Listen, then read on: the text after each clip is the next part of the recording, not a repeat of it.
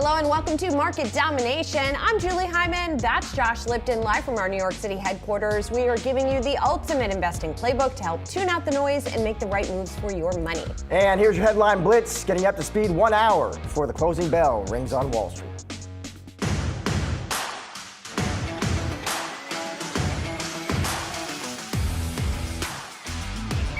Just as we expected the pullback, suddenly stocks staged a comeback. So the question is whether it's sustainable. I personally think that we're entering a period of heightened volatility.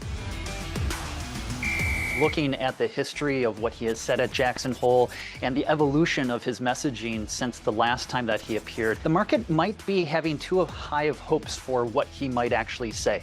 In a way, expectations are so high, maybe he's actually doomed to disappoint. Generally, margin beats aren't treated very favorably by the street. And so the key is getting revenue back to where the trajectory of where Barry McCarthy, prior CEO, was looking for, where he was willing to take the margin hit near term to really grow that subscriber base and gain enthusiasm. We have got 1 hour to go until the market close. So let's take a look at the major averages here. A little bit of a muddle here today, a little bit of a slog, really. People looking ahead to Jackson Hole tomorrow. They had jobless claims data this morning, pretty much in line with estimates. ISM composite data, PMIs coming in a little better than estimated, showing still growth in the services economy. All of that equaling kind of a meh day today. So down 209 points on the Dow. That's a 0.5% decline. The S&P off 0.8%, and the Nasdaq Composite off 1.4% here today.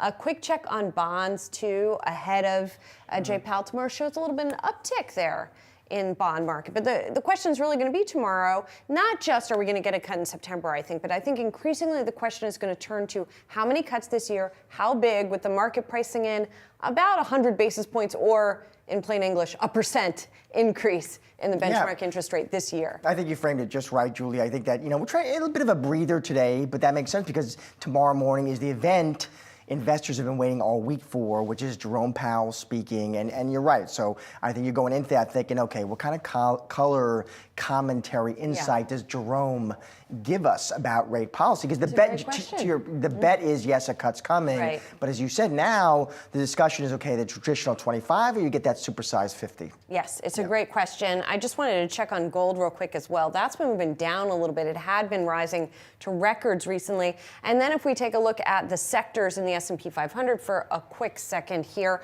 we've got financials doing pretty well today. Tech, though, and we saw that in the Nasdaq, of course, tech is weak, and consumer discretionary also weak today. Well, as we've been talking about, investors are bracing for Fed Chair Jerome Powell's speech at the central bank's annual economic symposium in Jackson Hole, Wyoming, and that's where we find our own Jennifer Schonberger. So, Jen, what are people looking to hear from the Fed Chair?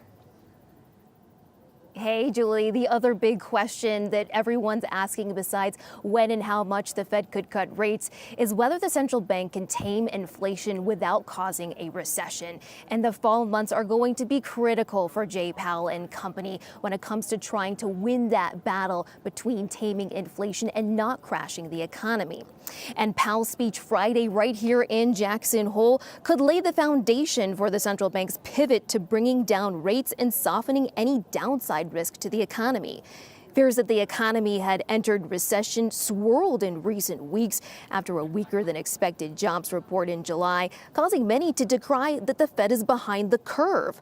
But subsequent data on retail sales and jobless claims, including today's signal, a level consistent with a healthy, growing economy.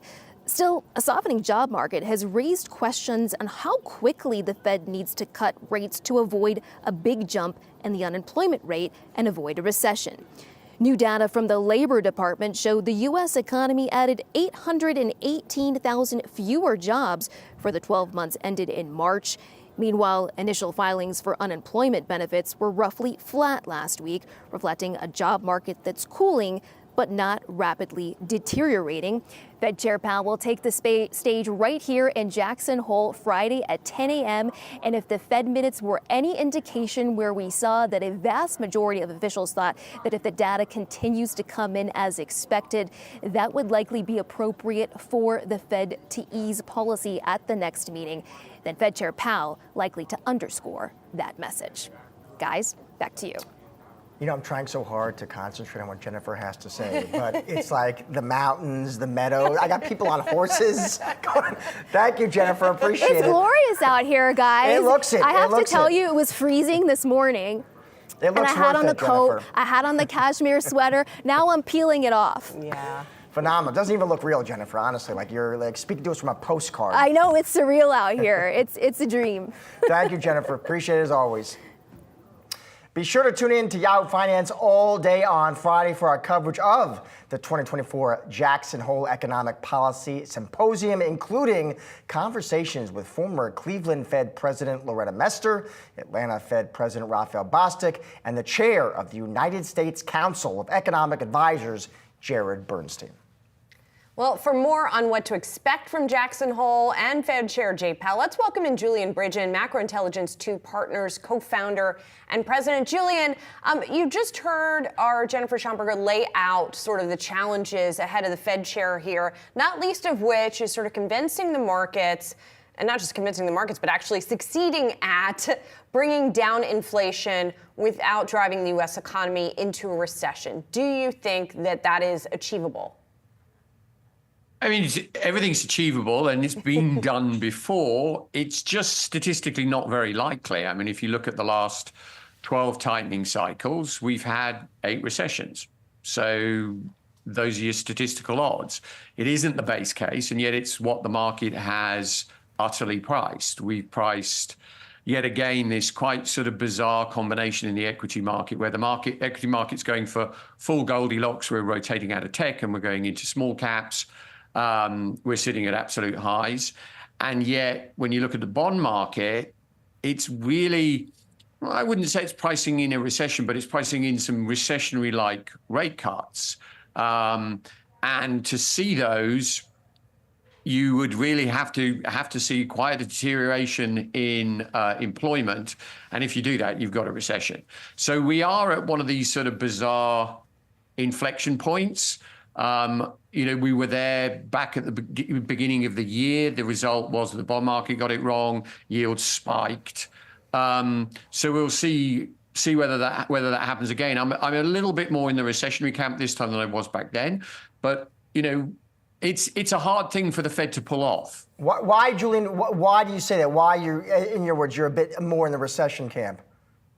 Well, the thing is, Josh, is that the challenge with achieving a soft landing is balancing inflation while allowing the labor market to cool, but not cool too much that you lose momentum. And when you look at employment, it is really a very bizarre metric. Most financial metrics sort of chop sideways or they trend. Employment kind of looks a bit like the mountain range that we had behind your previous commentator. You get very, very sharp peaks, and then you get these sort of low valleys where you don't sit for very long. Typically, you don't track sideways for years and years in employment. It's either rising or it's falling.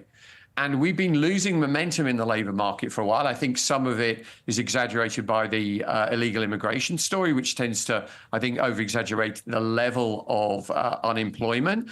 But nonetheless, we're definitely losing momentum. So the danger is that you leave it too long, and arguably the Fed has already done that based upon historical metrics. And even then, if you cut, it's too late. Because once you start to lose that momentum, you don't get it back again, even if you cut. And even if you cut, I mean, will you also then will the Fed's hand be forced to be more aggressive with the cutting? I mean, it looks like we're going to get a quarter-point cut, right, in September. The market is pricing in 100 basis points or percent by the end of the year, which would imply there's going to be a half-point cut at some point. Do you think that is even underplaying it? No, I think, look, we don't have the layoffs at the moment, Julie. We really don't. So it's very difficult to say that we've lost that momentum. The momentum is waning, but we haven't got the layoffs. And until you get the layoffs, it's kind of hard to say you're sort of in that recessionary camp. I think it would take an awful lot to get a 50 basis point rate cut. I think you could get, in the event that we start to lose momentum, unless the numbers are catastrophic, which doesn't look likely, you could get accelerated 25 basis point cuts, so you could get 25 every meeting. 50 is going to take a lot. And if they cut 50, the equity market may think they like that. They're going to hate it because you'll have lost employment momentum at that point. And I think a recession would be guaranteed. And by the way, the average decline of the equity market in a recession going back to 1930 is 30%, and we're certainly not priced for that. I'm interested, Julian, we're talking about the Fed. As we made our way through this earnings season, and we still got a big name on deck, Nvidia next week. Yeah. What have you learned, Julian, through this earnings season, as you've combed through the reports, listened to the calls? What have been your takeaways?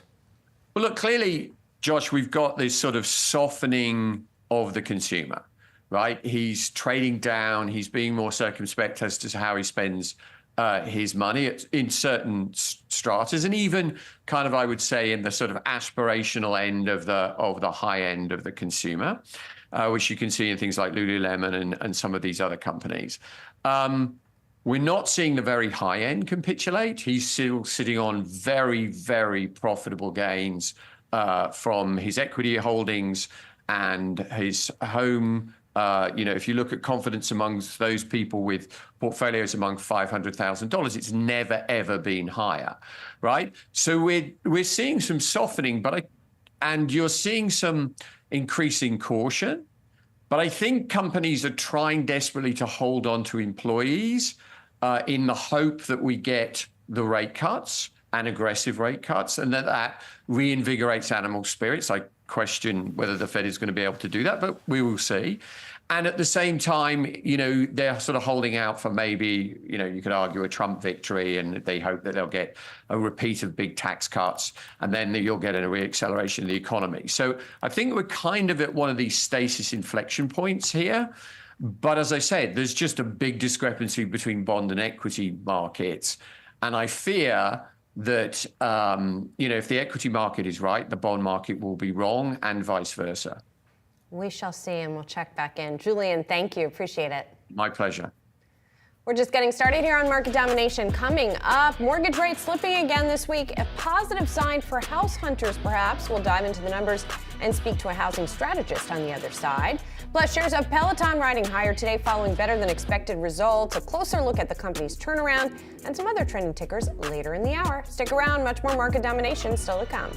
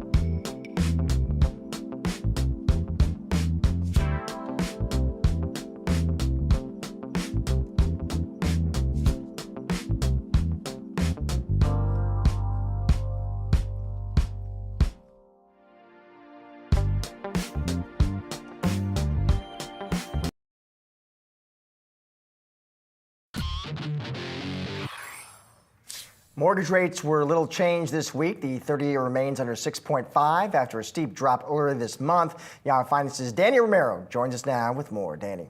Josh, this is good news for potential house hunters. Mortgage rates fell slightly, 0.03% this week.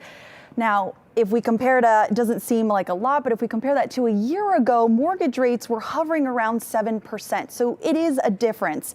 Is that enough to bring buyers back into the market? Applications to purchase a home still remains low. Homeowners are even taking a breather this week from refinancing, but industry experts say that potential buyers could be waiting on the sidelines because they're waiting for those rates to come down even further, which could happen given that the market is expecting that the Federal Reserve will cut interest rates starting next month. Now, remember, the Fed doesn't set mortgage rates, but its policy moves do impact the direction of where mortgage rates could go. And Danny, you kind of hinted at this, but since we've seen those mortgage rates tick down, has that helped bring buyers off the sidelines? Julie, it has brought some potential house hunters back into the housing market. The National Association of Realtors reported that existing home sales rose 1.3% in July, but home prices continue to be a sticker shock for a lot of buyers. The median price tag right now on a home rose over 4% to over $400,000. This is the 13th consecutive monthly gain on home prices. So the increase in activity here in the resale side could be due to lower mortgage rates. But again, the affordability issue is really at hand here. Julie? I'll take it from there. Thank you, Danny. Appreciate it. Mortgage rates have been on a trend to decline, albeit a rocky one since April. And although affordability has improved, the overall housing market remains uniquely challenged. With more on what that means exactly, let's bring in Jim Egan, U.S. housing strategist and co-head of securitized products research at Morgan Stanley. Good to see you, Jim. Thank you for having me. So let's start there. Uniquely challenged. What do you mean by that? How come? So when we think about the U.S. housing market, we like to think of it through what we call our four-pillar framework. And that helps us from relying too much on any one data point. We're trying to take all of the different data the housing market's giving us and digest it through that lens. We're talking about demand, household formations. We're talking about supply of housing. We're talking about the affordability of the U.S. housing market and the availability and quality of mortgage credit. And when we think about a number of those pillars, affordability, for instance, it's healthier. Rates have come down. They've been a little bit flat week over week, but it's better than 8. Exactly, 135 basis points better than the fourth quarter of last year, but it's still very challenged on a multi-decade lens. And affordability is playing a role in this, but supply is arguably tighter than we've ever seen it. We have the data going back a little bit over 40 years. That's contributing to these kind of unique challenges in the U.S. housing market. Well, and psychology as well is playing into it. I mean, when you're talking about a multi-decade high for, even if you've seen a pullback from 8, right, to 6.5, if you're someone who came of age during the past several decades, 6.5 is still pretty darn high, right? And so we keep trying to suss out how low do those rates have to go to really pull those people back in. Absolutely. 6.5% is high relative to where we've been over the course of the past decade. It's also very high relative to the mortgages that are outstanding in the housing market today. Well, what's the average? Is it sub 4? I mean, the average still remains sub 4. Yeah. And when we look at that just makes distribution, it just too expensive for a lot of people to feel like they can move. I think it's a combination of, absolutely, it makes it too expensive for people to feel like they can move. And it's still just, if we look at what the median payment is on the median household right now, given where mortgage rates are, we're still talking about, for first-time home buyers who aren't locked into those low mortgage rates, it's still less affordable for them to buy than it's been at any point really in the past 30, 35 years.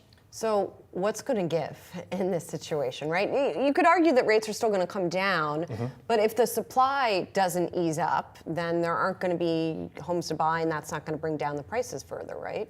So what we think you're going to see, as rates come down from 8%, and maybe they come down a little bit further from here, we do think you're going to start to see marginally more listings. And that has started to happen. The one word I can't use when I'm marketing our housing outlook anymore is we're actually at the historic low from a supply perspective. We're 8 months in a row we've seen year-over-year growth.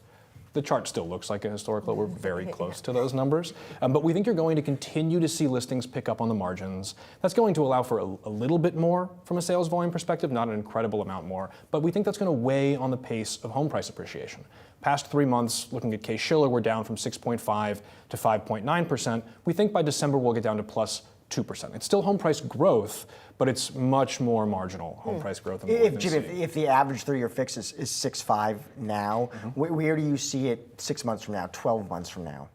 So when we think about where the mortgage rate is going, right, we're very collaborative within our research process at Morgan Stanley. Our U.S. economists have been very confident in the soft landing call. They've been there for quite some time. They see three 25 basis point cuts to finish out 2024, 4 to begin next year. But when we're thinking about where mortgage rates are, we're going to be a little bit more focused on the 5 and really the 10-year part of the curve. And despite the fact that the Fed hasn't cut yet, mortgage rates have already come down over 130 basis points since the fourth quarter of last year. When we look at where the market's pricing in kind of 5-year, a year forward, the 10-year, a year forward, we're only talking about 10 or 20 basis points lower. So 6.5% is actually what was built into a lot of our 12-month forward forecasts back in April and May. We got there a little bit sooner than we'd expected, but we only really think we're coming down, given what the market's pricing, maybe 10, 20 basis points in the foreseeable future. Even though obviously the existing home market is much larger than the new home market, I do want to say a word about the new homes market, right, and expansion there. We, of course, just heard presidential candidate Kamala Harris talk about a plan to incentivize more construction. Does that work? How much does that help, do you think?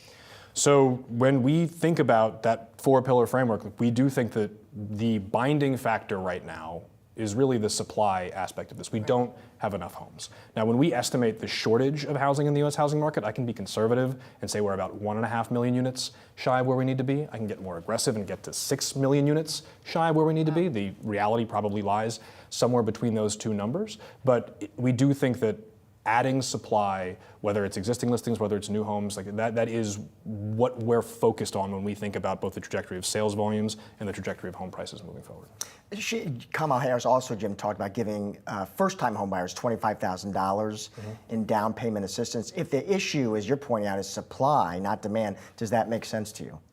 So the reason, again, and I keep coming back to the 4-pillar framework, it's because all of them matter. Supply matters, affordability matters, the demand for shelter matters, and they all, I call them pillars, you can think about them as a Venn diagram, they all influence each other, right? Affordability deteriorates, but home prices don't fall because the lock-in effect keeps supply incredibly low.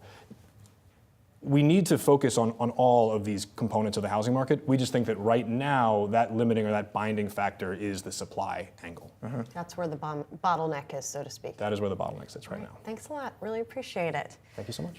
All right, let's get to some of the trending tickers that we are looking at on Yahoo Finance. We start with Peloton. Those shares surging after it reported a smaller than expected loss in the fourth quarter. The company also achieving revenue growth in the fourth quarter, for the first time in about 2 years. So that's a big deal for Peloton, and it's a long time coming. There's been a lot of waiting for Peloton to really start to turn things around. The company has been cutting costs aggressively as well. And remember, Barry McCarthy left earlier this year, and there's just been interim leaders at Peloton who've been taking it through this latest period. It's the first report since Barry McCarthy stepped down as CEO. And what you have now is board chair Karen Boone, director Chris Bruzzo are interim co-CEOs while they sort of look for, obviously, a new exec to take the reins.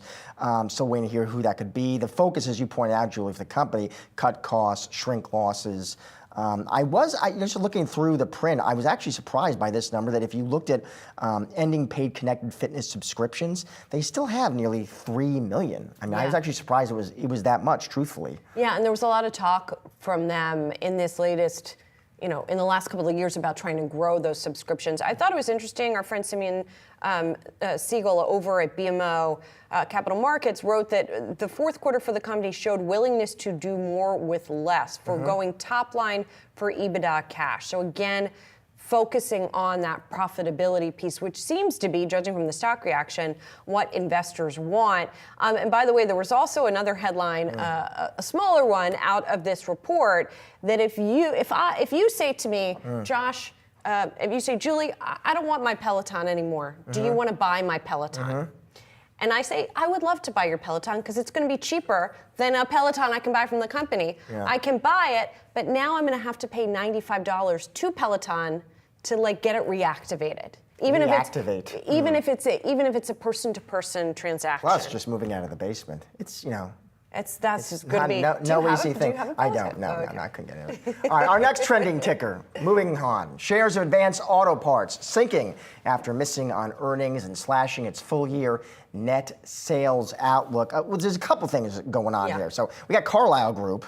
They're acquiring the company's Worldpac unit, $1.5 billion, Julie. It's apparently a wholesale distributor of original equipment, replacement parts. Folks, Advanced Auto Parts, we know they've been dealing with, I guess, some activists who had been apparently kind of rallying the cage to divest the unit. And in fact, last year, from what I was reading, the company said it was initiating a sales process. And then in addition to your point, company did say it would cut its net sales forecast for the year. And you can see the investor reaction there. Yeah, and you would think they're selling off this unit for $2.1 billion. That would be good news. It seems as though that was either in line to slightly lower, perhaps, than some of the estimates out there for what they were going to get for it. And likewise, it seems as though analysts expected them to cut that sales forecast, but perhaps not to this degree, even though it's not a huge decline. But nonetheless, it's the stock has already been a loser this year, so it's going down even more today. Yep.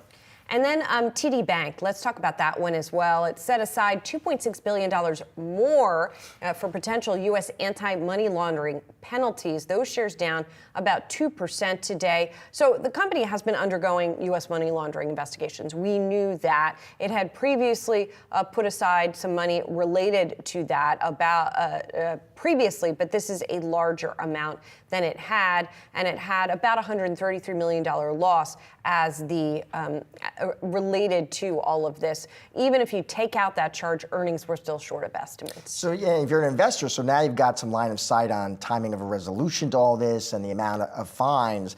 But Bloomberg, of course, making a good point here, you still have uncertainty about other variables, non-monetary restrictions that they could be under and for how long. CEO saying, while we are not through the tunnel yet, we can see the light at the end of the journey. Well, the shares are only down about 2%, but they've been falling this helps. year. Yeah. Right.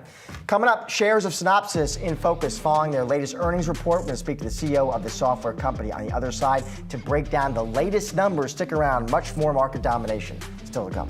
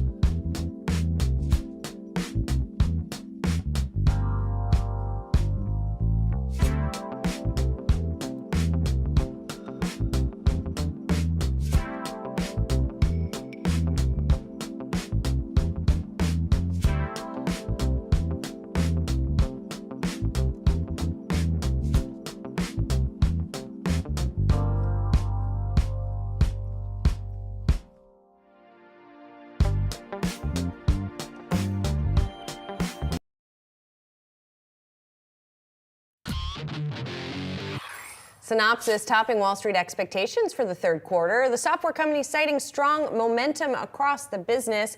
And with that, it lifted its full-year outlook as it expects record full-year revenue with growth of about 15%. To discuss all of this, Sassine Ghazi is back with us, Synopsys CEO and President. Sassine, it's good to see you.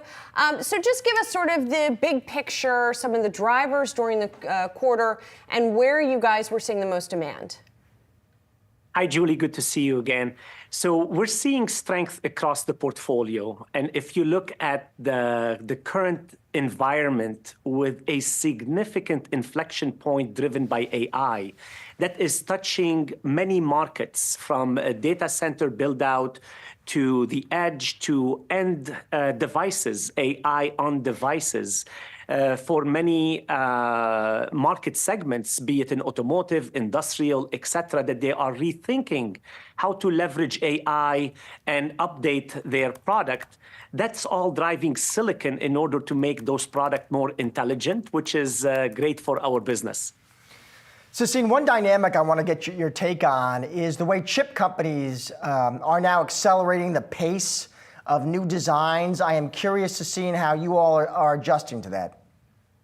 Yes, a couple of our customers in particular that they're serving the AI accelerator inside the data center, they're announcing going from an 18 months to a 1-year design cycle.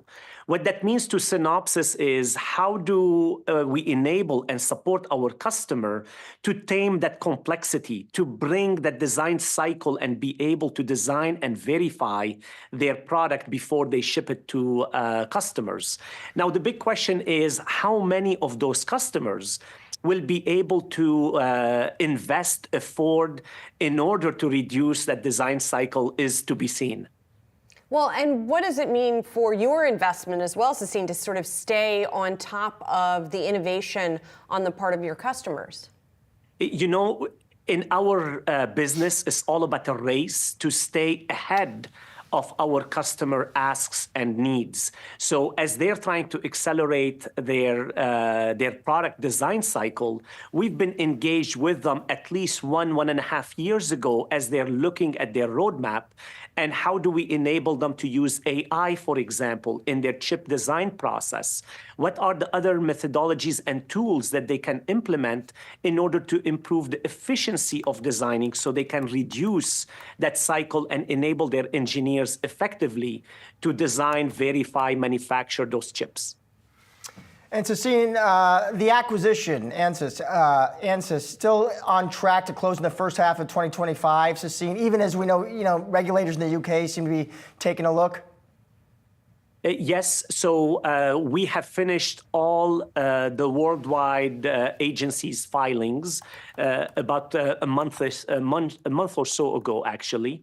And we're in the process of the second phase review with the FTC, with the CMA in particular. As you may know, they go through the pre-notification period where they open it to third party to make comments. So we're into that phase with the CMA, and the EC is in a similar phase, and we already filed in China. So we are anticipating a manageable process with a close date around the second half of 25.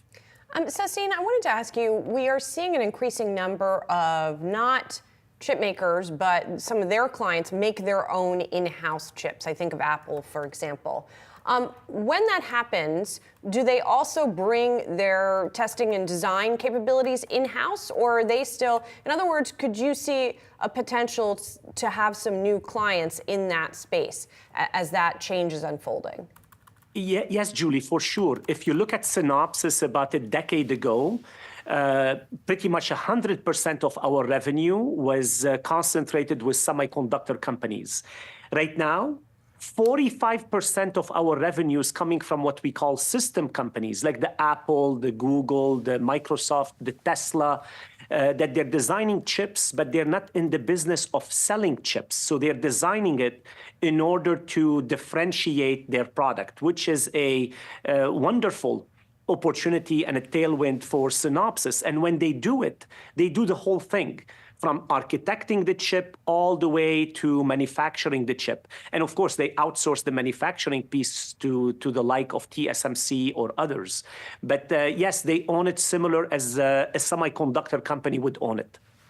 So, seeing another trend worth noting here, AMD buying ZT Systems, a systems company, Nvidia is a systems company. What does that mean for your company?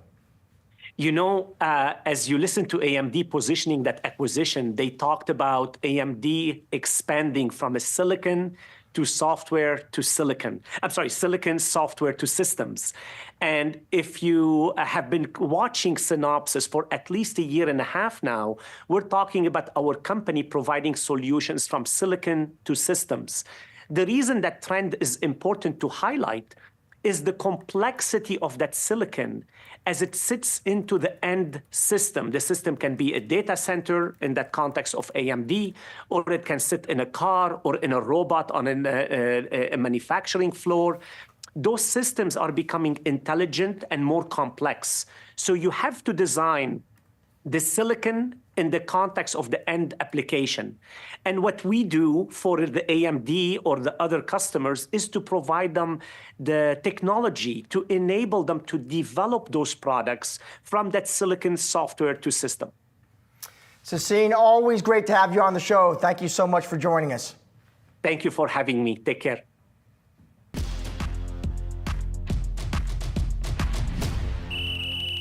Now to our call of the day, KeyBank Capital Markets reiterating its overweight rating on Nvidia. The note highlighting the delay of the Blackwell chip will have no impact on near-term results. And joining us now is the analyst behind that note, John Vinh, equity research analyst at KeyBank Capital Markets. John, always good to have you on the show. So Nvidia reports next week, John, and these reports we're getting of next-gen Blackwell chips getting delayed, John, that is front and center. How should investors think about that issue, John? Yeah, I mean, a couple things that we're highlighting today is, there's going to be no near-term impact on that Blackwell delay in terms of their Q2 results and Q3 guidance. Blackwell was originally only going to start ramping maybe towards the end of the July quarter. Contributions into the October quarter were really supposed to be very modest. And what we're kind of hearing from customers is that a lot of that Blackwell backlog has largely been backfilled with additional incremental Hopper orders. As you kind of get into Q4 for these guys, we think there's going to be sequential growth and still very outsized demand for Hopper GPUs. And then you're going to start to see some contribution from Blackwell revenues in the Q4 timeframe, but that's all going to be incremental on top of kind of their Hopper revenue base. John, how is the Hopper supply holding up right now? Especially since if they're migrating some of what would have been Blackwell orders to Hopper orders, are they keeping up with that? Yeah, supply is really not an issue at this point in time. I think a quarter ago, you started to see lead times for Hopper GPUs actually start to normalize. There's actually a lot more advanced packaging capacity coming online here in the second half. So supply is really no longer going to be a constraint here as we go into earnings with Nvidia. Let's say, John, the print comes in as you expect. I know that's a big if, but let's say that happens. On the call, John, what would be your big questions for Jensen Huang? I think the big question is, how is Blackwell doing, right? What's your expectations in terms of the timing of the ramp? And, more, I think I heard your last call about, cadence and customers moving to system level solutions. The big thing with Nvidia with Blackwell is they are moving to a system level, rack level scale architecture with GB200. That's the big question mark. The concerns there is that going to be able to ramp on time and ramp in meaningful volumes for next year? Those would be the key questions that I would want to ask them. Well, I'm also curious if you are, if you're a customer and you were expecting Blackwell 100, and now the company says, well, we can only get you Hopper, or you got to wait and we'll get you Blackwell 200. How do customers feel about that? Especially like if you wanted the 100 and now you're getting the 200, isn't the 200 a more expensive product? How is all of that shaking out? Yeah, so we think, because of the delay and because of kind of the supply constraints around Blackwell more specifically, Nvidia has made the decision to effectively cancel B100 and replace it with B200A. This is going to be a GPU that's going to be targeted more towards the enterprise customers.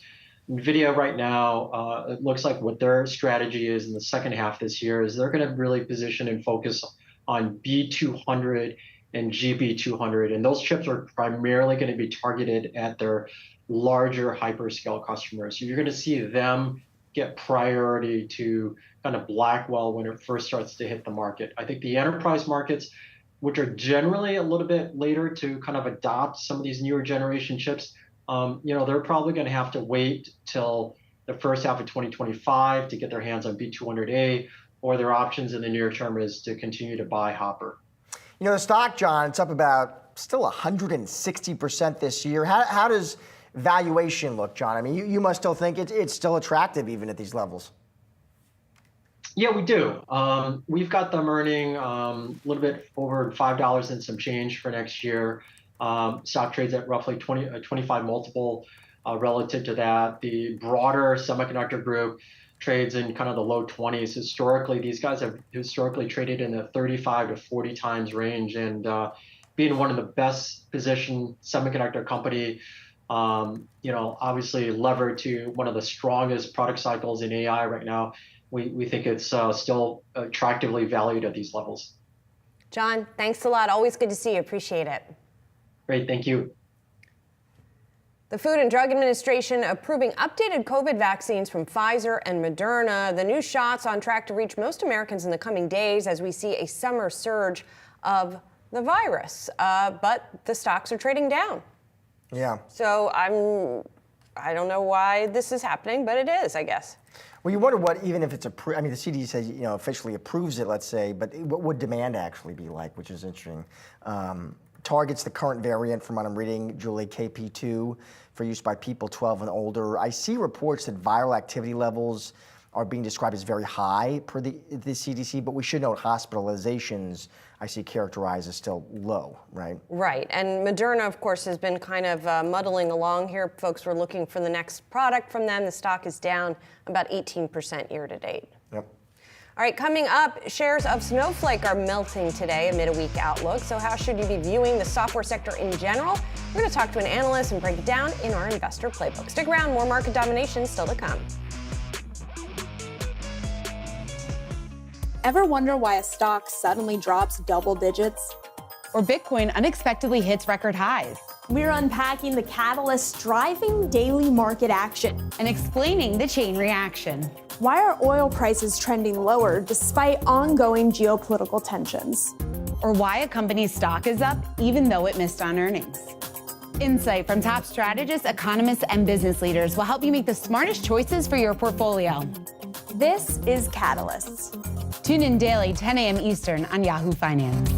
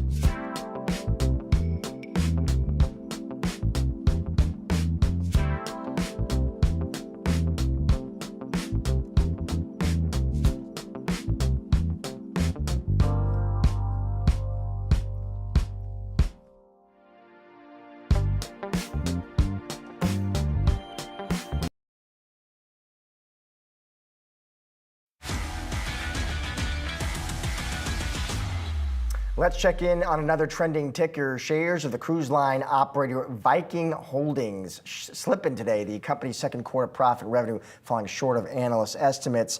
Of course, they just went public in May. Luxury cruise operator. Looks like reported adjusted EPS for the quarter that did undershoot consensus. What do the bulls say on a day like this when you're down almost 10%? Stifel was telling clients, you know, the reported deceleration in 25 bookings pace could cause some concern here, given that, in their words, that, you know, investors are just very focused, obviously, as we've talked about, on any signs of consumer weakness. Right. They did remind investors, though, bookings remain incredibly strong at 20% plus year over year. 24 revenues are 95% booked at this point, but that is not finding a lot of support right now. Yeah, remember Viking is the river cruise company, does a lot of cruises on European rivers in particular.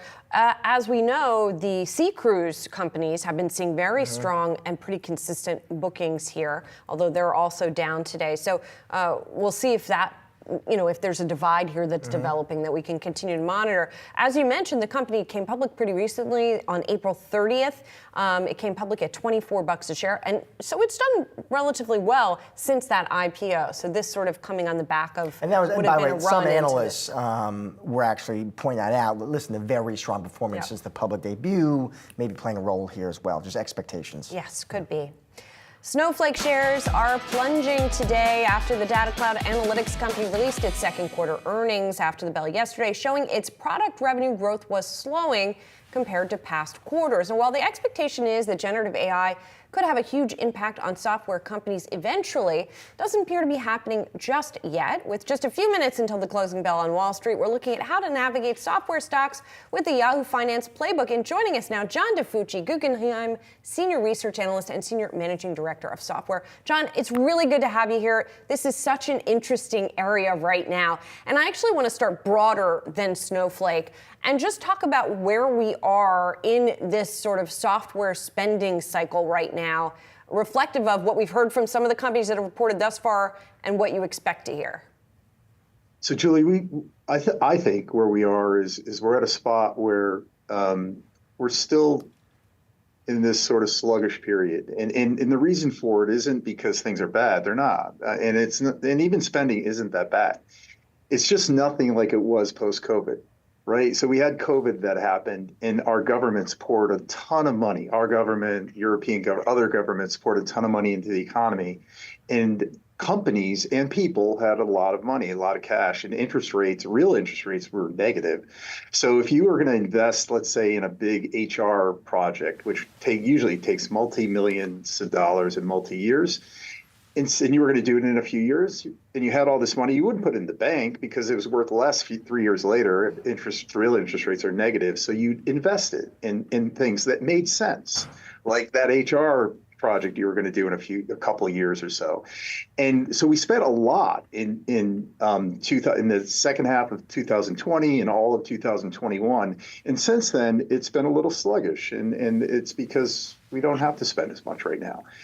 We are still growing IT spending. It's just not growing as much as it has in the past. There's still secular tailwinds. You mentioned AI. I'm sure we're going to get to that.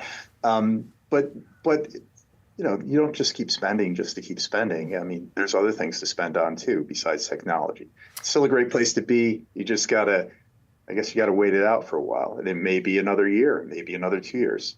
John, let's touch on that mega trend of AI, because, you know, we've obviously touched on how there seemed to be kind of a shift, John, in terms, or at the very least, investors bringing up new questions this earnings season. They looked at these companies, they were seeing, you know, AI spend, and some questions made about, okay, well, you're experimenting, but where really is the monetization? Where's the return? I'd just love to get your thoughts, John, about how you're thinking about that dynamic. So, Josh, I think that AI is going to change the world. It's going to change it, and we, the users, are all going to benefit from that.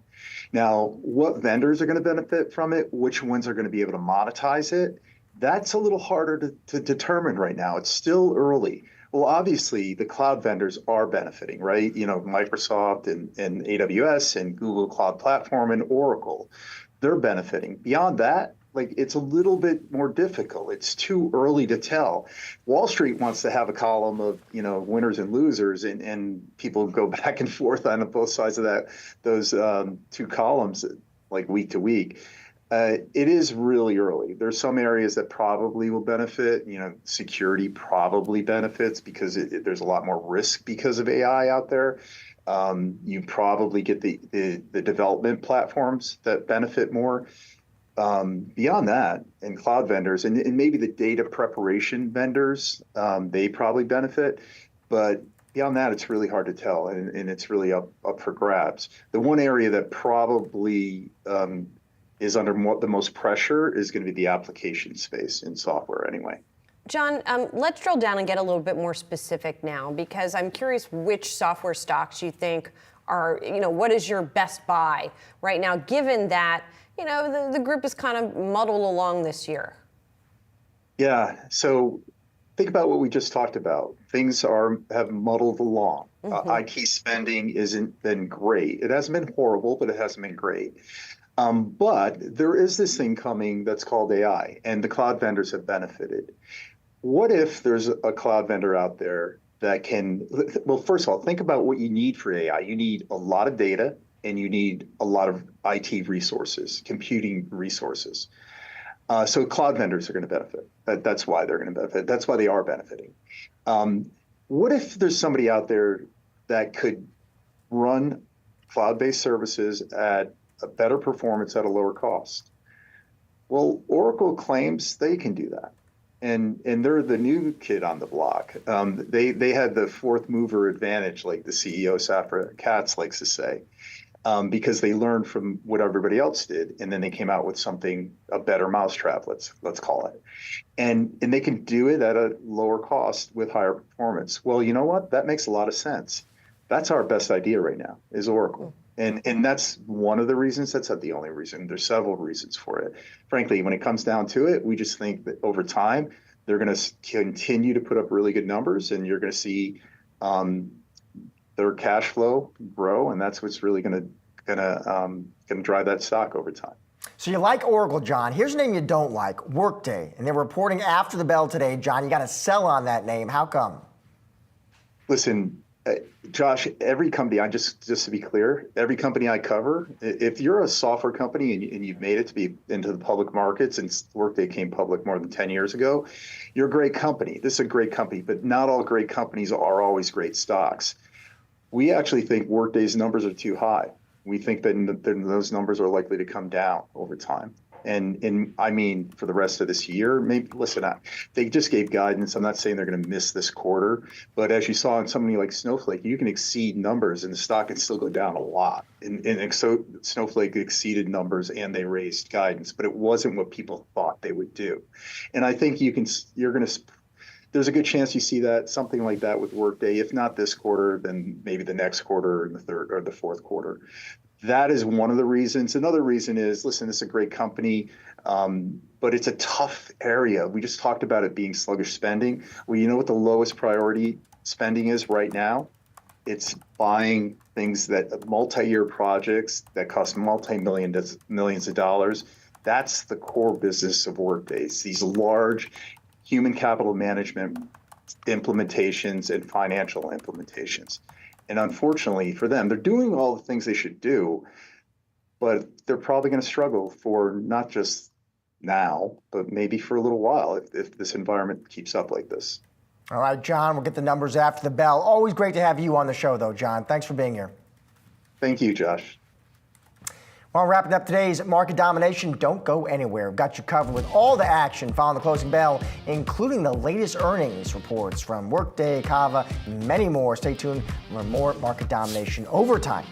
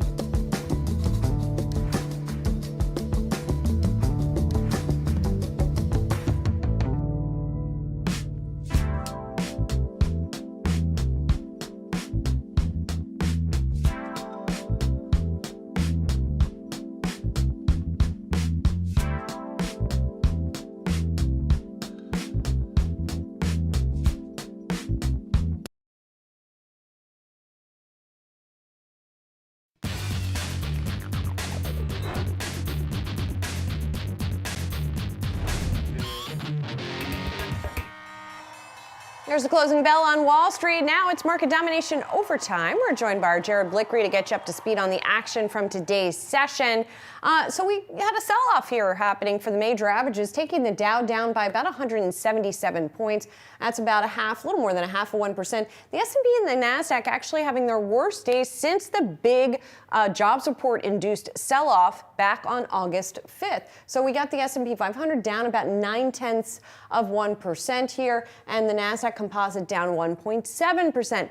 No big catalyst to send things lower today, perhaps just anticipation of what we're going to hear from Jay Powell tomorrow morning at 10 a.m. Eastern when he speaks at the Jackson Hole Economic Symposium. So a lot of talk about that. Interesting to note that we are seeing the equal weight outperform today. That's because we've got tech underperforming, sort of dragging things down. The Russell 2000, though, is falling pretty much in line with the S&P 500. And guess what? Volatility is ticking back up as well as we see this selling. Not a huge surprise. Jared has got a closer look now at today's action. That's right, Julie. It was only yesterday that I was noting that volatility actually bottomed a few days ago, and it's been trending up, even though on Tuesday and Wednesday, we also had stocks largely trending up as well.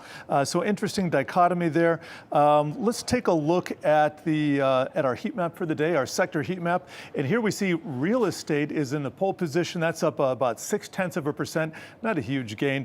Financials, energy, healthcare also in the mix on the positive side, but tech really taking it on the chin. So is consumer discretionary. That's Amazon and Tesla in there. If you take a look at the Nasdaq 100, you can see what I mean. A lot more red and some dark red too, and not a whole lot of green. Nvidia down 3.7%. It had climbed tantalizingly close to its record high, which is somewhere around there, but just kind of fell off today like the general market. No big catalyst, Julie, I agree. I think it's more anticipation of what's to come tomorrow at the big Jackson Hole speech, so we'll have to see what comes of that. Also want to point out that it's not just profitable tech, which would be chip stocks and software, but also unprofitable tech. So these ARC innovation components seeing a little bit of a hard time. Those have been doing very well recently. So basically the worst day in a couple weeks, but that comp was actually pretty bad. So this was, we went, 300 something days in the S&P 500 without a big 2% down day. This is not a 2% down day, but it does feel like volatility is picking up recently. Josh? Thank you, Jared. Markets under pressure, dragged down by the tech sector as investors wait on Federal Reserve Chair Jerome Powell's speech in Jackson Hole. Joining us now is Sebastian Page, T. Rowe Price, Global Head of Multi-Asset and Chief Investment Officer. Sebastian, always good to see you. Likewise, thank you. So last time we had you on the show, Sebastian, if I remember correctly, you were neutral on the market. You were a high conviction, pound the table, neutral. Are you still there? Good memory, Josh. Yes, we're still neutral on the market. Look, the market is expensive. If I tried to summarize a debate between bulls and bears in the simplest way possible, and I have bulls and I have bears on my asset allocation committee. The bulls are doing simple math, and they're saying rates are coming down and earnings are coming up. Earnings seasons just finished at plus 10.9% in earnings. The bears are basically saying, look, the economy is slowing and valuations are high. 21 price-earnings ratio in the S&P 500. That level or higher, you have to go back to the party of 2021 with lots of liquidity post-COVID or the tech bubble. So it's a fairly expensive market. So you're neutral in the market, which implies you're not selling, but you're not buying either. So since you're multi-asset, where are you buying?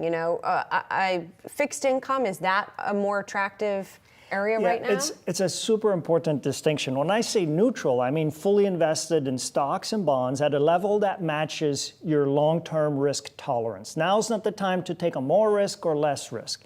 In fixed income, we do have a bit more cash and a bit more credit. But as we enter a Fed cutting cycle, we're going into a different regime for fixed income. We've studied 12 Fed cutting cycles over 70 years, and we found that 12 out of 12 times, bonds outperformed cash by an average of 8%. So when rates come down, bonds typically do better than cash. We're looking at starting to move some of that cash into diversified bonds. And you don't have to time it. I understand the 10 years low now relative to its range of the last 2 years, you can just start moving it step by step. So you're less sensitive to the entry point. But Fed cutting cycle, usually good for core bonds. Let me ask you about the big event this week that so many investors have been focused on is tomorrow morning, Jay Powell, Jackson Hole. What do you think markets need to hear from Jerome Powell tomorrow? Well, markets want to hear that cuts are coming. Markets want reassurance. Markets are pricing in 3, even 4 cuts. And you know what Powell wants? I think he wants to satisfy the markets. He doesn't want to rock the boat. You saw what happened with the Bank of Japan just a few weeks ago. How early August was that to worry about growth and the carry trade, right? We've come back so fast from there. But that's what Powell does not want to do. And by the way, Bank of Japan, within a couple days, a day, had to come back and say, we're not going to rock the boat. So Powell's is looking, unlike remember the Payne speech at the Jackson? Yes. That's not what he's looking to do here. He's looking to just say, we think there's a lot of progress on inflation, we're going to watch it, we're going to be methodical, and we're going to bring rates down prudently and not surprise the market. Well, I mean, I would argue that Powell never goes into it intending to cause that turmoil. So, but I wonder if you think the market has gotten more used to his messaging style. In other words, what is the risk of another disconnect between what he says and the reaction to what he says? You know, in a sense, Powell's been more steady than the markets, right? Because markets were pricing in 7 cuts at the beginning of the year, and the last 3 months of last year, we were running at 2% headline inflation. And then, oops, January, February, March, you take those 3 months, annualize that, we ran at 4.5%, and then cuts were priced out. But all along, if you think about it, he was kind of saying the same thing. So stay the course, don't rock the boat. There is risk in my mind that the market is underestimating the possibility of not a huge move up in inflation, but a surprise up in inflation. Inflation swaps, which represent what the market is pricing in for 1 year, they're trading at 1.8%. So that's kind of what's priced in, 1.8% inflation for the next 12 months. All you need is a commodity shock for the headline number to go above that. Yeah. Final question, Sebastian, about the election. Do I need to be ready to tweak my portfolio depending on who's in the White House, Trump or Harris? Okay, toughest question you could ever ask in this current environment, because we don't have that much clarity on the policy. I knew you were going to ask, Josh. I reached out to we have a full-time Washington research analyst. What did they say, Sebastian? I reached out to him yesterday, and there's a lot of potential differences in the financial sector, for example. A Republican win, a Republican sweep with more appetite for M&A, less regulation, could be favorable for financials, which is also part of regional banks, part of small caps, part of value, part of the market broadening story. But otherwise, even our expert who does that every day, day in, day out, it's not clear. You got to predict 2 things. You got to predict the election and how the market will react to the election. Well, and not just the presidential election, but the congressional stuff too. Will it be split? It's tricky. Sebastian, it's great to see you. Thanks for being here. Appreciate it. Thank you.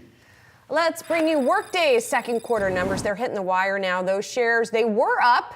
Now they're down 2%. Let's go through the numbers here. The company's second quarter earnings per share coming in above estimates at $1.75. Revenue pretty much in line with estimates, slightly above here. And the company leaving its full year revenue forecast unchanged. It sees full year adjusted operating margin at 25.3%, which is a little bit above its prior forecast. The company also authorizing a new buyback program of up to $1 billion worth of shares. So again, the shares initially were reacting well to this, and now they're pulling back a little bit here, Josh. Yeah, it's interesting. We were actually just speaking on the show with Guggenheim's John DiFucci, very smart software analyst. And in his words, he was saying, listen, great company, but in a very tough spot here. Tough market, tough backdrop to be operating in. Well, and the market has reflected that. The shares are down something like 16% year to date, not including the decline that we're seeing right here. Revenue did rise year over year. It was up almost 17%. Subscription revenues up by about the same amount here. And Carl Eschenbach, the CEO of the company, talking about, and of course their AI-powered platform, he has to talk about that, and an expanding partner ecosystem, and that helped power the numbers here. So we'll dig into a little bit more, figure out why exactly we are not seeing the shares behave a little bit better, especially given that buyback here. The company, by the way, also announced a partnership with Equifax. Got to dig into that a little bit more to see what that entails, but not sure what's going on with the reaction. I do know some on the street, Julie, were actually already kind of looking through this print, and they were more interested in the company's analyst day next month. Gotcha. And what updates you might hear from the company at that point. But interesting reaction so far. Yeah. Gen AI theme here, which is John DiFucci is so Rishi Jaluri though, Jaluri obviously friend of the show. Yes. Another smart. He actually likes this one because he thinks there's a Gen AI kind of play, and he thinks Workday can maybe leverage Gen AI at some point, sort of make it software easier to implement. So right. That'll but be at a what theme. point is kind of the That question was John's to DiFucci's question, point? Yeah, exactly. All right, coming up, Vice President Kamala Harris has been vocal about tackling price gouging as part of her campaign to tame inflation. We'll speak to an economist about the matter when Market Domination Overtime returns.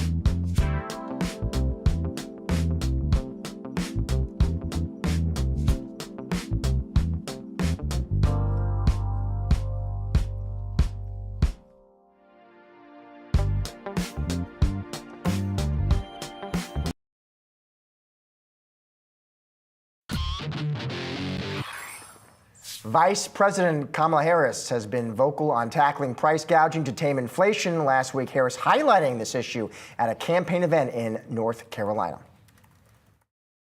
Many of the big food companies are seeing their highest profits in 2 decades. And while many grocery chains pass along these savings, others still aren't. Look, I know most businesses are creating jobs, contributing to our economy, and playing by the rules. But some are not. And that's just not right. And we need to take action when that is the case. In response, Democratic presidential nominee Harris has vowed to enact the first federal ban on price gouging. Here with a closer look at the narrative of higher food prices, we have Yahoo Finance's very own senior columnist, Rick Newman. Rick, my first question to you, my friend, my colleague, what is price gouging? Nobody knows, but it's when you're a consumer and you just don't like the price. Oh. That's the definition. If you look at the price and you like, that's price local laws gouging. against price gouging. I mean, if there's a snowstorm and the price of shovels But I'm asking for a spikes, right? definition. Like, there actually is no economic definition of price gouging. I mean, we don't even have an exact definition of what is a monopoly. I mean, if you control 100% of the market, that's a monopoly. But we have giant lawsuits over what is 70% of the market a monopoly. I mean, Google has 70% of the search, or maybe 90%. Do they have a monopoly? Apple, is Apple a monopoly on phone operating systems? I mean, this often gets determined in courts. But you looked at the numbers from a bunch of different industries. You compared costs and profits to try to get at whether this was going on. Right, and so this is just looking at the food industry, but I used data on all the food companies that are in the S&P 500, so it's publicly available data. And I got profit and cost information for all these 8 different sectors from before COVID and after COVID. So basically I'm measuring, did their profitability go up? So there are 8 different sectors here. In 5 of those sectors, profitability in the food industry went down, not up. So their profits relative to their costs were lower after COVID. In 3 industries, profitability was higher post-COVID, which is to say now.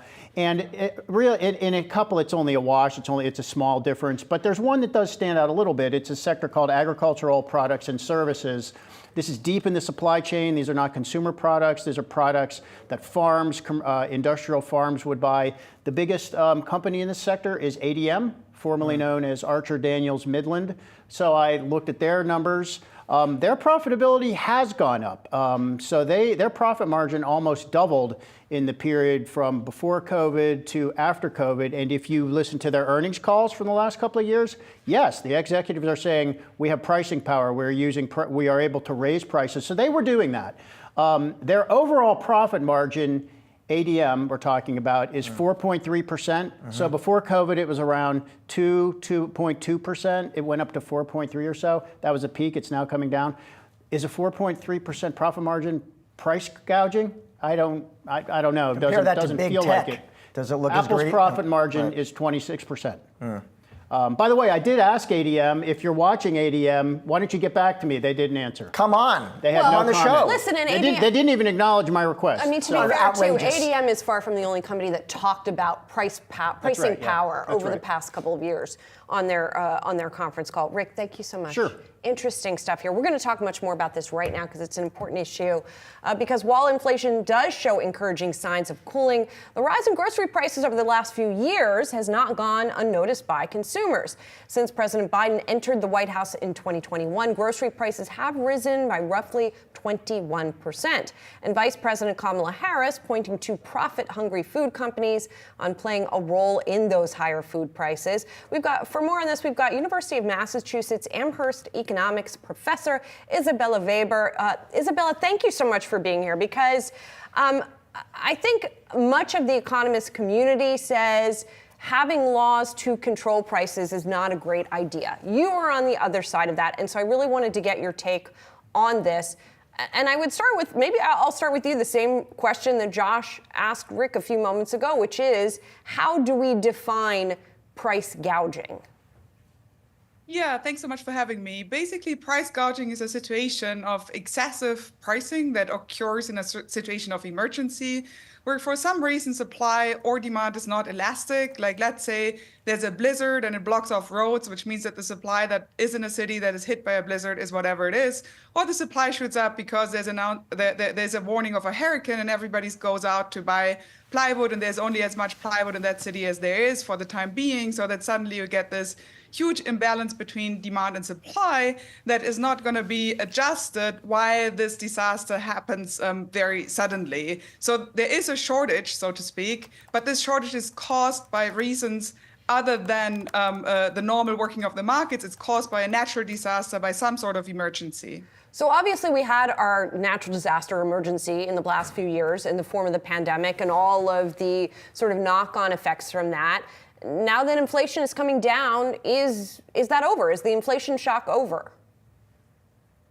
The inflation shock that we have seen is certainly easing, but this doesn't mean that we are completely out of the woods. I think the idea that we are going to go back to the kind of stable pre-pandemic times is rather unrealistic. We are in the middle of major geopolitical tensions that affect globalization. Climate change is a reality that affects us in the here and now. It's no longer an issue of our children and grandchildren. It's really a matter of extreme weather events that are hitting people and the economy around the globe pretty much all the time already and are bound to become worse, which means that especially for the food industry, there are going to be more supply shocks to come. It also affects important sectors like, for example, the shipping sector, which we have seen to be an important sector for inflation. So even though, yes, inflation is easing for now, there are more shocks to come, and price gouging laws are laws that prepare for emergencies, and federal price gouging laws are good disaster preparedness economic policy in the world that we are living in, and basically also align the incentives of firms and the incentive of the public, because if there's a shortage and firms cannot increase prices excessively, then they're going to be hit hard. But if there's a shortage and they can actually increase their profits while the shortage prevails, then the shortage is kind of good for the bottom line, which means that the interest of the public of stable prices, the interest of ordinary Americans to have affordable goods and services is not aligned with the interest of companies when these shocks hit. Isabella, why did we see food inflation in this country? So basically, I would argue that we have seen the prices of upstream stuff, as has already been mentioned, the ABCD, the food commodity prices have been literally exploding, which was by and large an effect on spot markets and future markets that in parts reacted to the news of shortages, even though there were no global shortages, but there was a fear of shortage due to the Russian attack on Ukraine and the fear that the limited exports from Ukraine and Russia could result in a global shortfall, which didn't really happen by and large, but nevertheless sent these upstream prices spiraling upwards.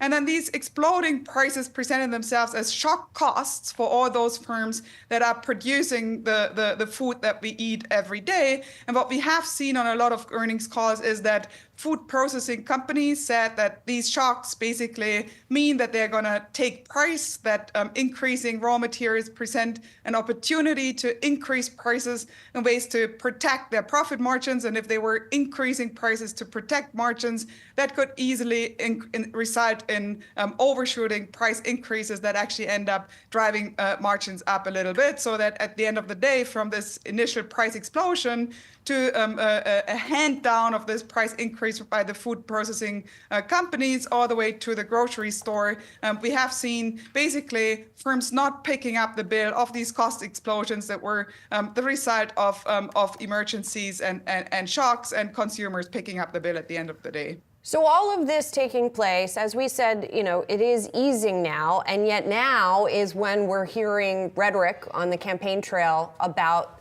potential action against price gouging. Do you think there is any appropriate action that should be taken now? So the whole point is that price gouging is basically a form of economic policy disaster preparedness, and you should get prepared now. Yes, absolutely. We have seen, in fact, that President Trump, who now calls price gouging law some sort of central planned Soviet economic policy or something like this, did impose price gouging, anti-price gouging measures while he was president in the medical sector. He actually had the Defense Production Act, an executive order to rule into price gouging in medical supplies. So this is something that you need in an emergency, even if you believe that it's communist stuff. And when the emergency hits, you just simply need these kind of policies, which means you need to, it's much better to be prepared. It's much better to have the FTC have the resources that they need to go after those bad players that act badly, which is not everybody, but there are always some. You need laws in place. You need the Department of Justice to be adequately prepared. And this is just a matter of protecting ordinary Americans, protecting consumers, so that they don't have to pick up the bill when there's another emergency. Isabella, thank you so much for joining the show today. Appreciate your time and perspective. Thanks so much for having me. Uber and GM-owned Cruise striking a deal to bring autonomous vehicles to the Uber platform. Once the partnership is launched next year, when an Uber rider requests a ride on the app, they may have the option to select a Cruise autonomous vehicle. And here with more is Yahoo Finance's own Pras Subramanian.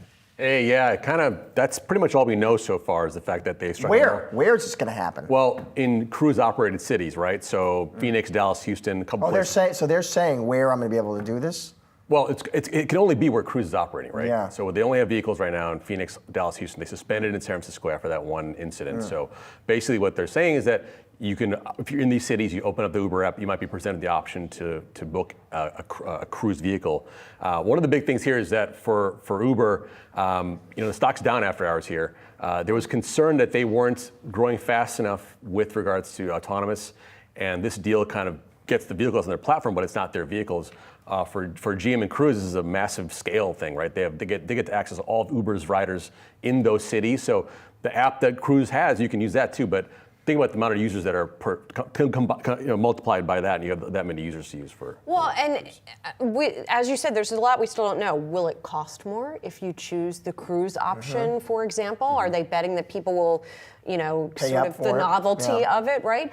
And just quickly, how does this compare to where I can take an autonomous cab ride now? I mean, you've got Waymo in some cities. Like, what's the land? So we've got Waymo, we've got this. That's kind of Those are the two biggest operators in the U.S., right? We're going to hear more October 8th. I'm sorry. I think that's October 10th. The robo-taxi event from Tesla. Yeah, but that doesn't mean that's when it's launching that day. Who knows when it'll be. But also, it could actually be cheaper to book a Cruise vehicle because there's no driver, right? They can just sort of go around and around. Sure. They're electric Bolts. So it's a possibility that you might actually get a deal with this. And of course, it only operates in geo-fenced areas, right? So you can only do within certain areas. So some of them you can't go to the airport, right? So it just depends on what the situation is and where you're at. And you can try that out if you have the Uber app. So I think it's a big deal for Cruise. Yeah, stay tuned, in other words, with all those questions. All right, thank you, Pras. Appreciate it. Time now for what to watch. Before we get into what's on tap for tomorrow, the last night of the Democrat National Convention is tonight in Chicago. That begins at 6:30 p.m. Eastern. Vice President Kamala Harris is expected to give the keynote speech and formally accept the presidential nomination. Moving on to tomorrow, August 23rd, new home sales data for July coming out in the morning. Economists forecast that number will go up to 620,000. This coming after today's existing home sales numbers. Those were in line with estimates at an annual pace of 3.95 million, which was a rise from June, as well as the first monthly increase in 5 months. And finally, the 2024 Jackson Hole Economic Symposium continues tomorrow, and all eyes will be on Fed Chair Jerome Powell's speech. With yesterday's revised jobs data showing a weaker than expected labor market, Wall Street will look for any clues about the size of a potential rate cut in September. And stay tuned to Yahoo Finance tomorrow. Our own Jennifer Schonberger is sitting down with Fed officials and government leaders, including conversations with Atlanta Fed President Raphael Bostic and the chair of the United States Council of Economic Advisors, Jared Bernstein. It's going to do it for today's Market Domination Overtime, but don't go anywhere. On the other side of the break, it's Asking for a Trend. I've got you covered for the next half hour with the latest and greatest market-moving stories. Stay tuned.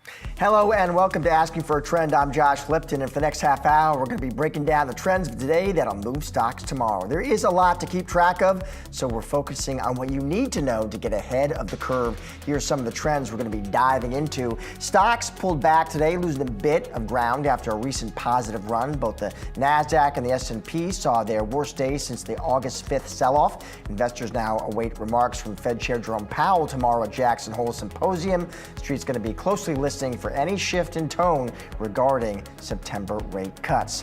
And Bitcoin underselling pressure even as investors grow more confident on a September rate cut. Cryptocurrency's price has bounced a bit this month but struggled to hold above $60,000. Could a catalyst be on the horizon?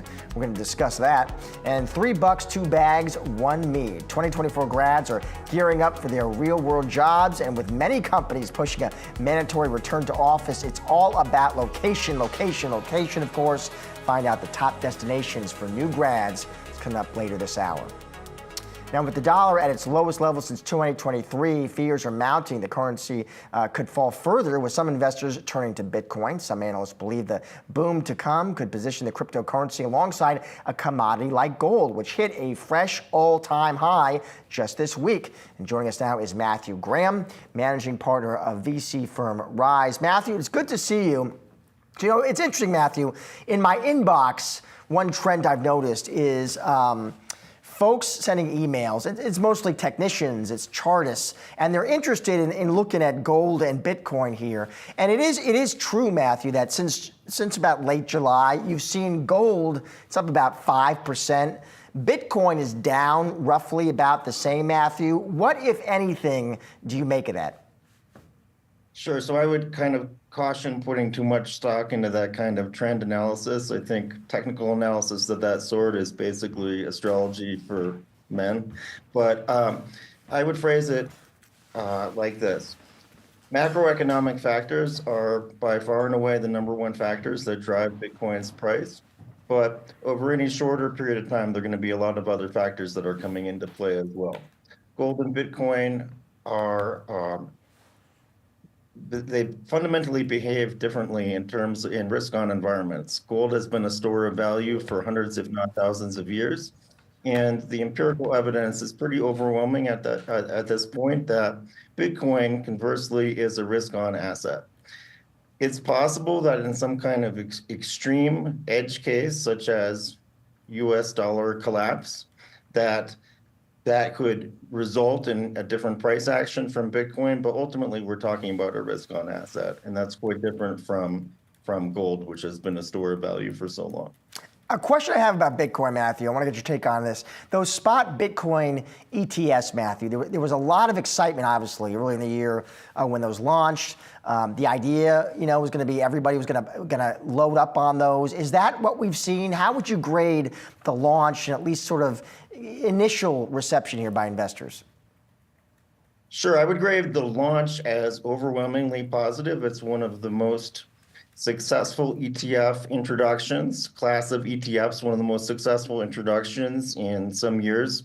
Overwhelmingly positive for Wall Street, overwhelmingly positive for anyone involved with the production of the ETFs. In practice, I think that a substantial part of the ETF volumes are driven by people playing the basis trade, capturing that delta between spot and future. And so I think the volumes can be a little bit misleading if you're trying to use those volumes to assess money inflows into Bitcoin themselves. So as a product, overwhelmingly successful, and I think that is bullish in terms of predicting Wall Street's interest in continuing to get involved with crypto on a going forward basis. But you can't quite map it to inflows in the way that it's tempting to do. Matthew, the Democratic National Convention taking place, Kamala Harris speaking tonight. I want to get your take on how important you think the U.S. election is for crypto. And are you surprised at all, Matthew, at how much of an issue crypto has become in this campaign? I think the election is quite significant for crypto. The fact remains that the Biden administration has been overwhelmingly hostile to crypto. And so we are seeing signs that a Trump administration would be a big change from that. I think there's a lot of caution to that as well, because the Trump administration first time around was more neutral rather than positive towards crypto.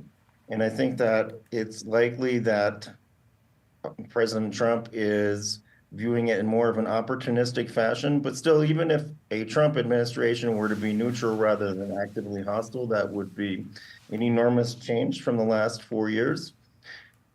I don't think we can necessarily assume that a Harris administration would be a continuation of the Biden administration policies. And there have been some comments and even some overtures to indicate that there is at least some possibility of a reset, but I think that needs substantially firmer evidence before we could really put any credence into it. Fair enough. Matthew, thanks so much for joining the show today. Appreciate it. Thanks. Tech leading the losses in today's trade as investors turn their focus to, of course, the Fed. Joining us now with the trading day takeaways is Yahoo Finance's Josh Schaefer. Josh. Hey, Josh, yeah, so we've got takes on the Fed and we've got takes on tech, but I want to start first with the labor market. So right here we have the labor market, quote, leveling off. That was the quote from Oxford Economics this morning after we got initial jobless claims. So initial jobless claims coming in at 232,000. Filed in the week prior, and that was about in line with what economists expected. You can see moved up slightly, but we're off our 11-month high, not as high as we were last year. And essentially this to mean, remember, we're talking about people filing for unemployment claims, right? Benefit claims. Not that many people in the broad sense, layoffs are not rampant right now. And that is a good sign when you think about the labor market and you think about the slowing we're talking about. When if we were really, really slowing and then we're entering a full-on cool down, these would be going significantly higher. That's not what we're seeing. So more, we're cooling, but we're not getting too cool sort of data this morning from the labor market. Do you think, Joshua, if the Fed had seen that big revision to U.S. payrolls this week, do you think that would have changed their views on rate policy? If they had known that potentially coming into it? I mean, I think economists have reasoned that if you take the trend, right, if we were at 240,000 jobs added per month, and then you look at the revision that comes down to 175, it's still largely okay. 175 is a pretty good number, and economists feel good about that number, and they think the Fed probably would have felt similarly. They basically said you can put revisions in the bucket of something like the unemployment rate that's been coming up, even claims rising slightly. Yeah, it's a sign that things were a little bit weaker than they were. But again, when you zoom out, job growth has still been pretty robust. And so it would still give them room. So it doesn't seem like it's that big of a needle mover. And again, the one ultimate thing that I think we need to clarify with that, it was through March. Yeah. It's a little bit of lagging data, right? So maybe if they had known it at the time, it might have changed things a little bit, but it's a little bit old too. Let's go to the Fed. So markets are pricing in 25 basis points for the Fed in September. This is our CME Fed Watch tool. This is a screen grab from 220. And you can see investors pricing in a 75% chance that the Fed cuts by 25 basis points in September. 25% chance that they cut by 50. I'm pointing this out because Fed Chair Powell speaks tomorrow at 10 a.m. and this is going to be kind of the chart to watch, right? Does he give enough sense to the market that they feel like the labor market is slowing faster than people think or faster than markets are pricing in right now and sort of fuel that 50 basis point cut camp that had grown 2 weeks ago after that July jobs report?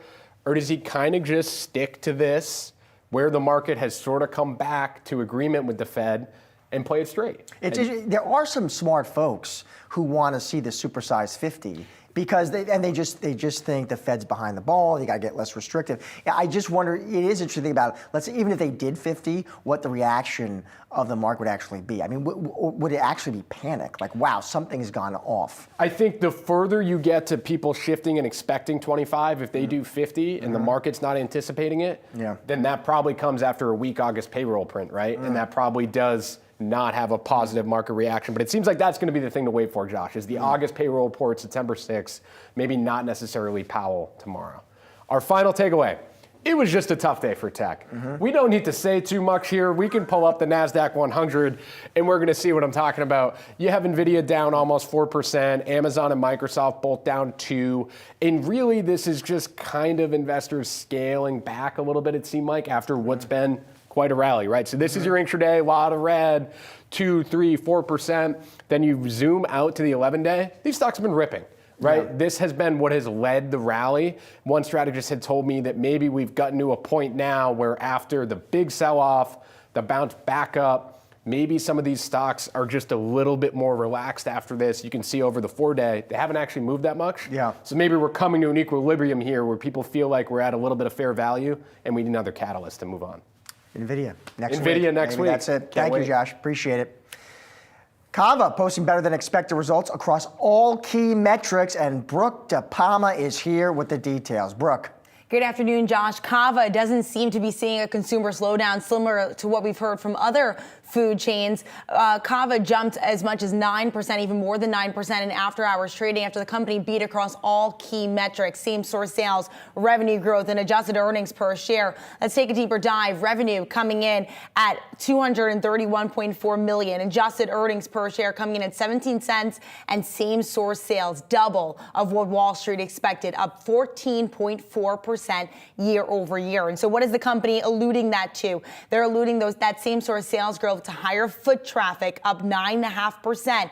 Unit growth. The company unveiled 18 new locations this quarter, and a new menu innovation, grilled steak, really performed well for them. And that gave the company the ability, or the opportunity rather, to raise their 2024 outlook. The company now expects sales growth of 8.5% to 9.5%. That's up from 4.5% to 6.5% that they had set in Q1. And so lots of optimism, and the street certainly responding to that. And how does this fall into sort of the broader trends, Brooke, we're seeing in fast casual? Fast casual seems to be bucking this trend of a consumer slowdown. We've heard from multiple fast casual chains, including Chipotle, Shake Shack, Sweetgreen, that they're all doing well.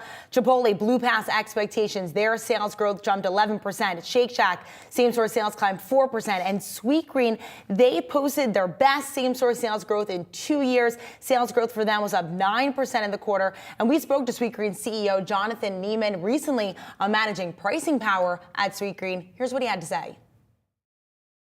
We're very judicious about it. I think one of the benefits we're seeing right now is we've taken less price than our competition over the past 4 years. So as you look at the relative pricing difference between Sweetgreen, some of our fast casual competitors, and then QSR, the gap has really narrowed. I mean, QSR, you can't get in and out of there for under $15 today. And that's exactly what we're seeing here, this concept of what exactly value means for the consumer. It's not just price anymore, it's also this experience for them, and that's certainly playing off well for fast casual chains this quarter. All right, Brooke DePalma, thank you so much. Appreciate it. Stay tuned, more Asking for a Trend on the other side.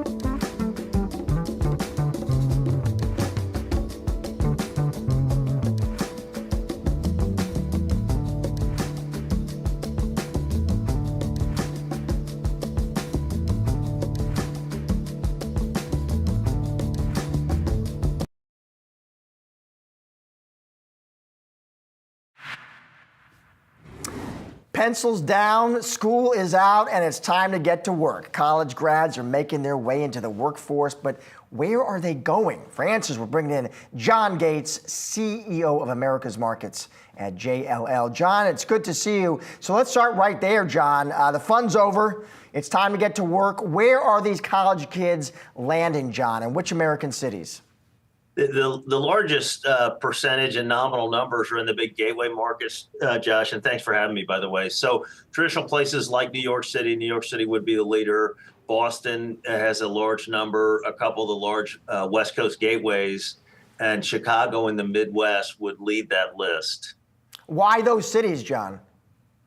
Well, they have a density of office working jobs, but also if you look, there's a lot of universities that are very proximate that feed into those. Boston is an extreme example that has a massive number of college students that are within the metropolitan limits there, but also on the West Coast.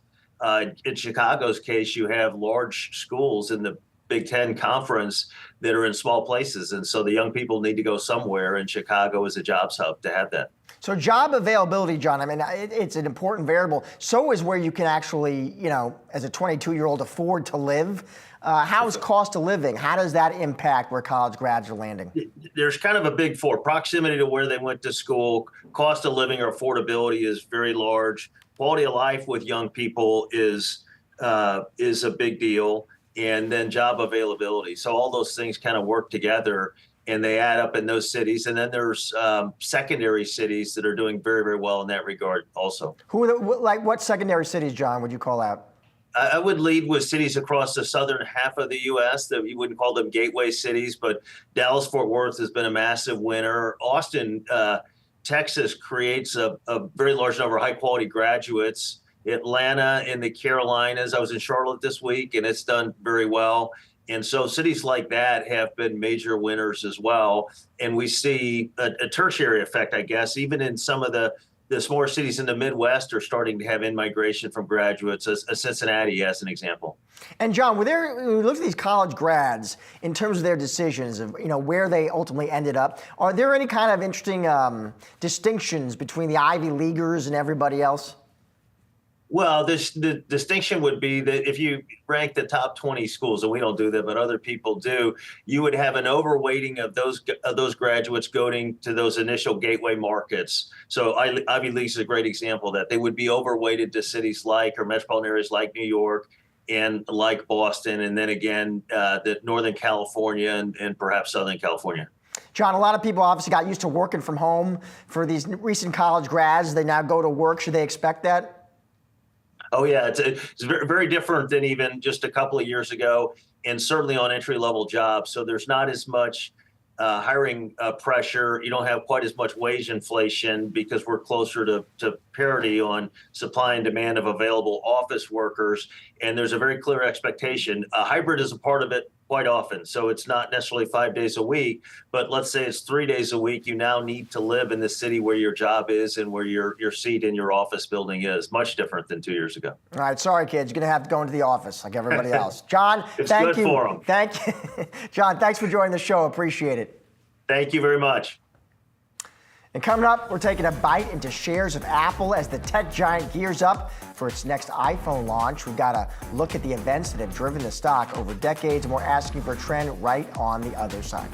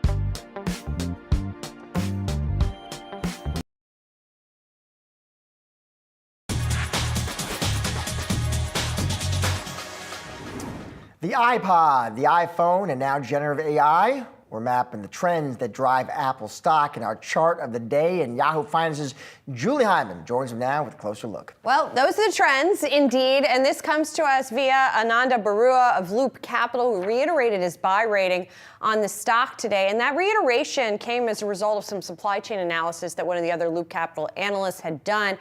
As a result of this, Barua is actually increasing his estimates for iPhone shipments. Why is that important? Well, there's been a lot of pessimism surrounding those shipments. Now, he now says that the September shipments will be 52.5 million, and this also pushes his September quarter revenue estimate to $48.6 billion and December to $79 billion.